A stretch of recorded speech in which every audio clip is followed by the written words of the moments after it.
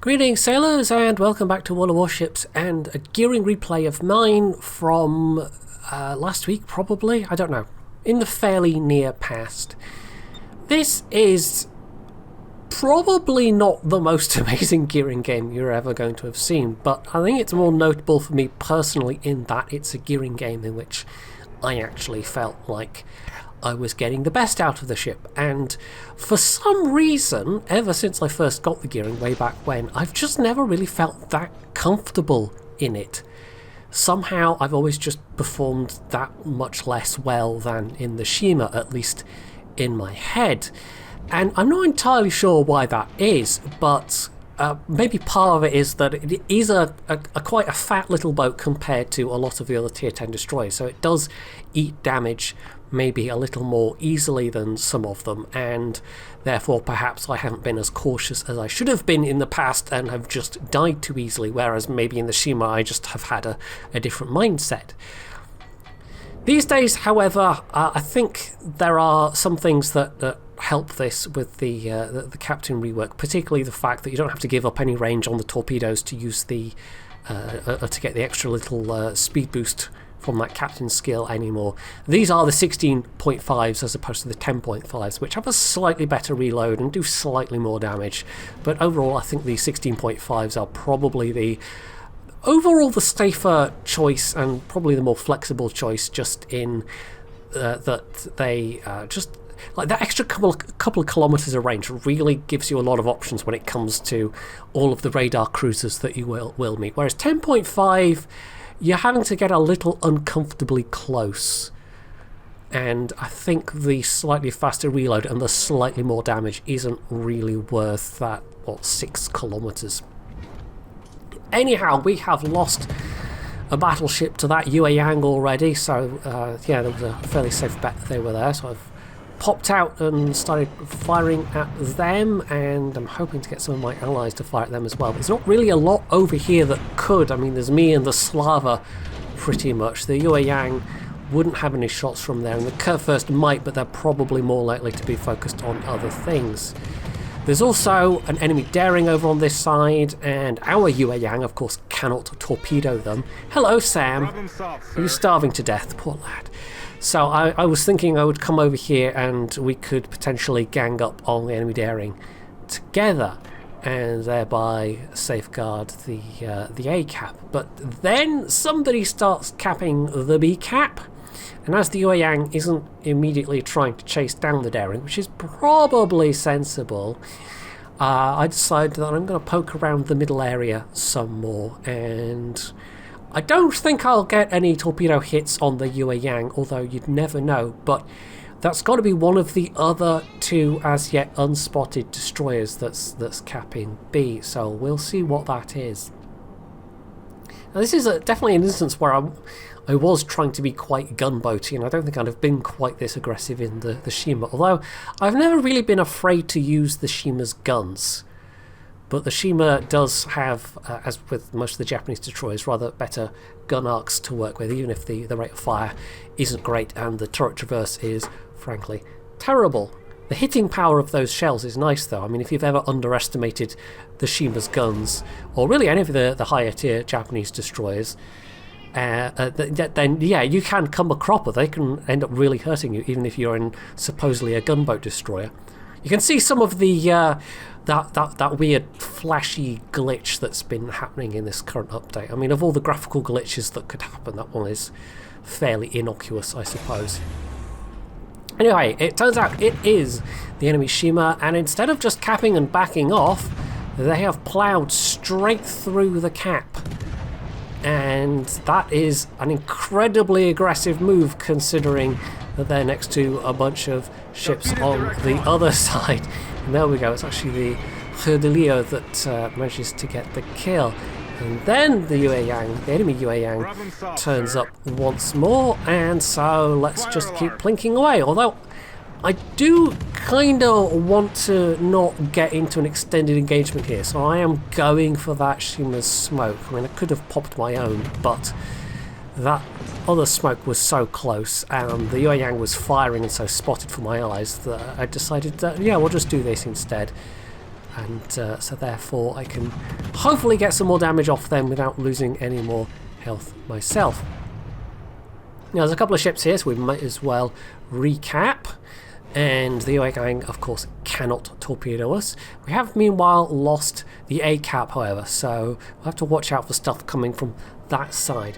Their Yueyang, our Yueyang rather, is still there, so they can at least try and slow down those enemy ships. But if the Daring chases them down, or tries to chase them down anyway, of course Daring does not have a speed boost, then the Yueyang might well be in trouble with everything that's firing at them. And there's even the Petro there with the radar as well, so that's definitely something that the Yueyang has to be wary of.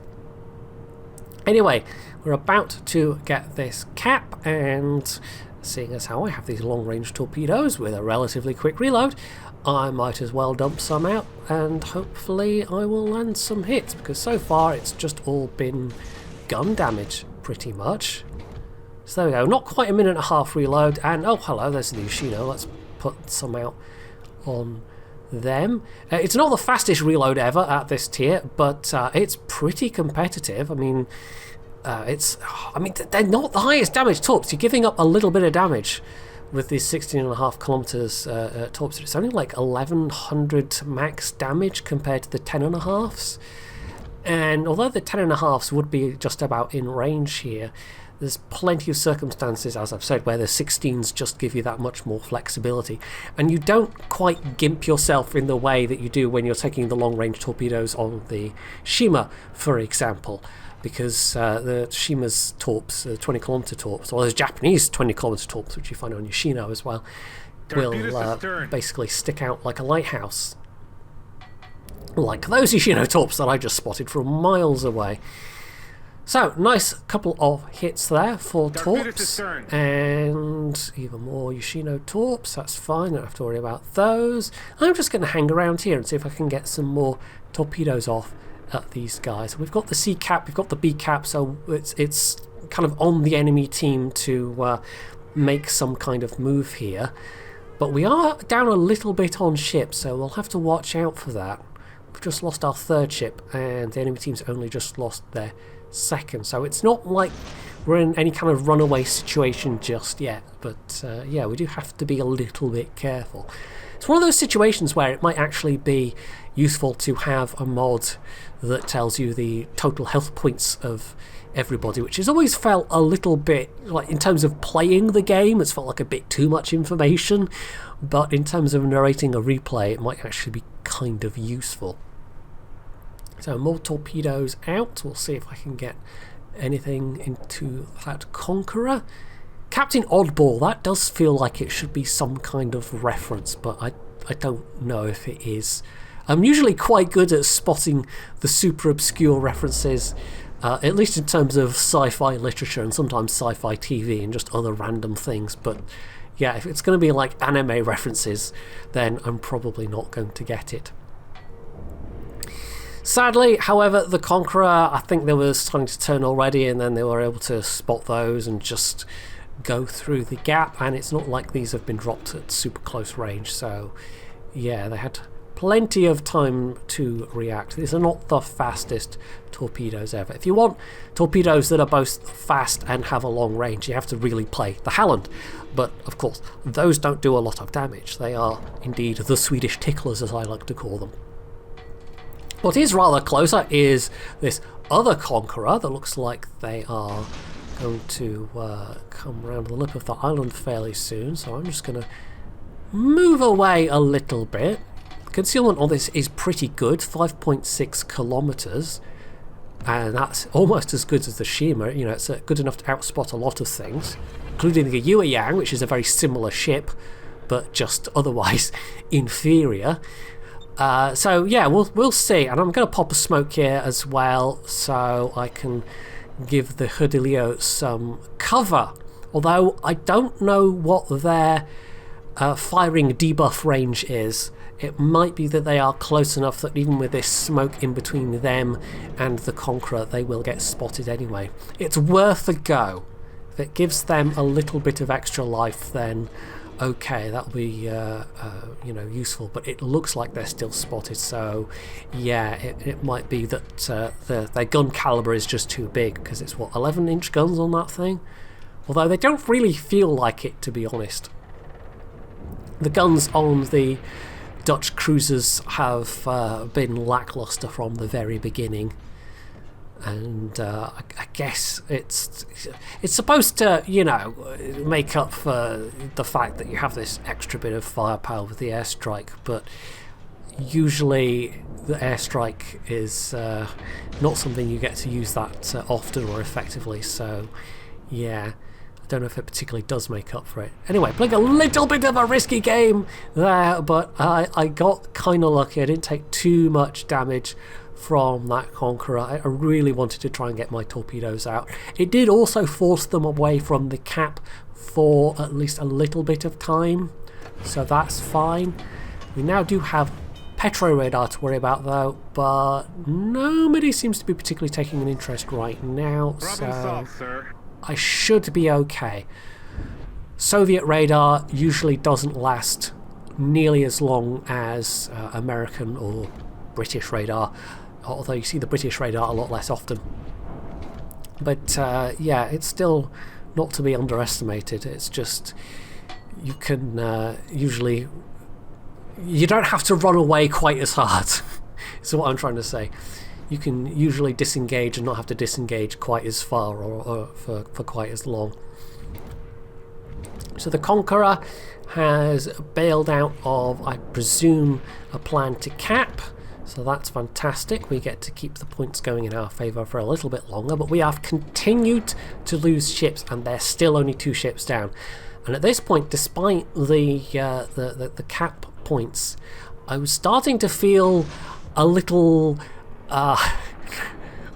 what's the word? Pessimistic. I was starting to feel like we maybe weren't going to walk away with this one, because yes, you can have terrible cap control, but if you are just consistently out killing the enemy and getting the points that way, I mean, it's not put them in the lead, but then really not far behind, even though they're only just now getting control of the B cap. And we're trying to contest A, but there's a ship in there as well, backed up by the petro, so yeah, this is not looking like a very comfortable situation right now. I think though, there we go, we're going to get some hits into the petro. There's 1 torpedo hit.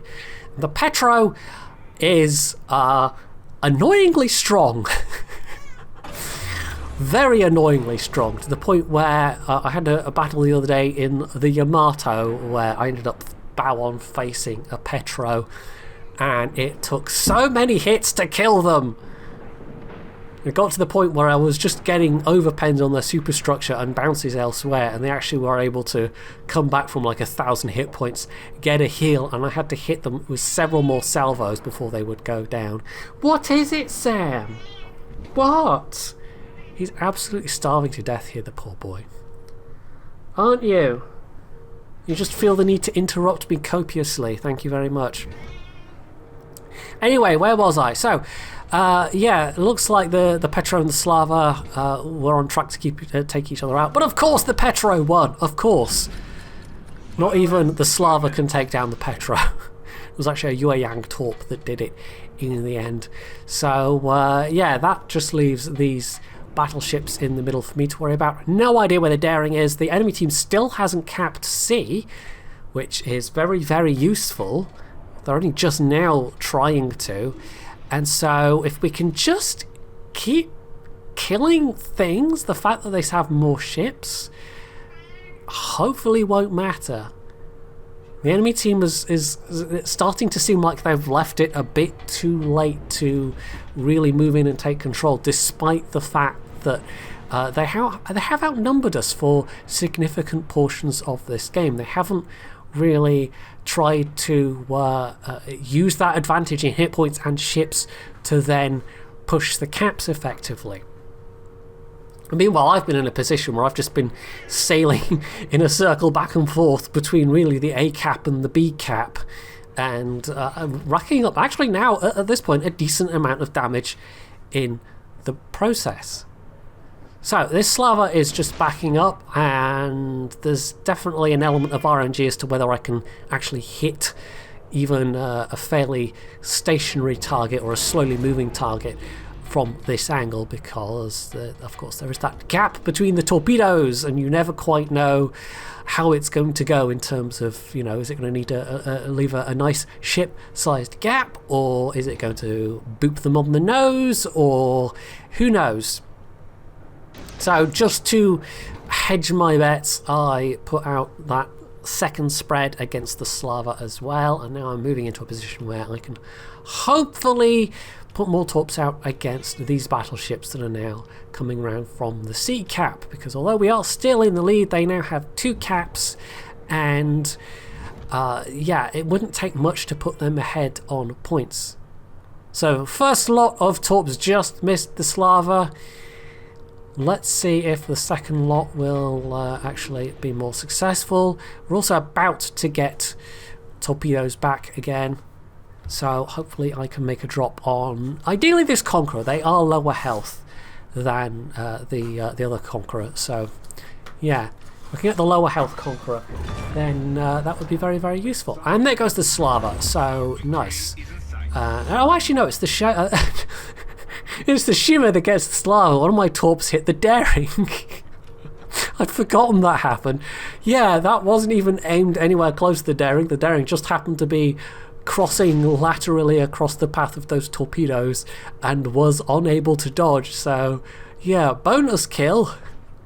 Not worth as much as the battleship, but still getting those 2 kills at the same time has put us almost at 1,000 points, and yeah, this is basically going to be the game. So although this was looking a bit dicey for a while, it's actually ended up being quite nicely in our favour. And as an extra bonus, there we go, just before we hit 1,000 points, I managed to get some more hits into that Conqueror, so that's jolly nice. That ended up being 188,000 damage done with 2 kills and a Confederate. Like I say, that is rather more competent.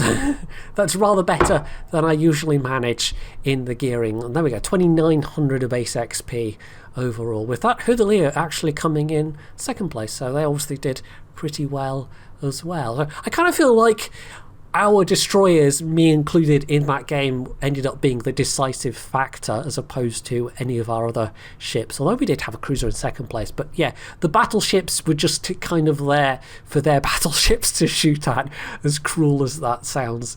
But you know, because their battleships were shooting at our battleships and not actively pushing caps or whatnot, then yeah, that ended up being a game that we could win quite nicely, although it definitely could have gone the other way. Anyway, that's it for this replay, and for Sam, who's currently rolling around on my desk, being a very helpful cat. Ow! Sam! Look, it's just, you shouldn't lie there and have such a fuzzy belly if you don't want me to touch the fuzzy belly. And, you know, I know by this point what will happen if I touch the fuzzy belly, but I can't help it. It's so fuzzy. It's such a fuzzy belly, Sam. It is. Okay, at this point I'm just talking to the cat on my desk. Well, I am, as far as you know. You know, I could be making it up and talking to myself. But anyway, yeah, let's wrap up the video there. And then I won't be tempted to keep talking about how fuzzy his belly is, or how cute his toe beans are, or how sharp his claws are. So if you've enjoyed this video, you can do all the usual things down underneath it. And of course, as always, stay tuned for more.